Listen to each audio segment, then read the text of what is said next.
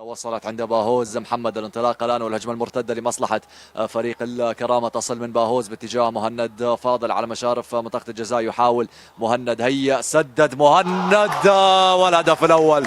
الهدف الأول إذن لمصلحة فريق الكرامة بشكل ولا أروع من هذا اللاعب الشاب. إذا مهند فاضل من التقدم بالنتيجة، إذا يسجل مهند فاضل ويفاجئ لاعبي فريق الجيش وحسين عفش بهذا الهدف المميز الذي يسكن شباك عبد اللطيف نعسان. إذا يفتتح التسجيل فريق الكرامة في أحداث هذه. وصلت عند باهوز محمد. الانطلاق الآن والهجمة المرتدة لمصلحة فريق الكرامة تصل من باهوز باتجاه مهند فاضل على مشارف منطقة الجزاء. يحاول مهند، هيا سدد مهند، والهدف الأول.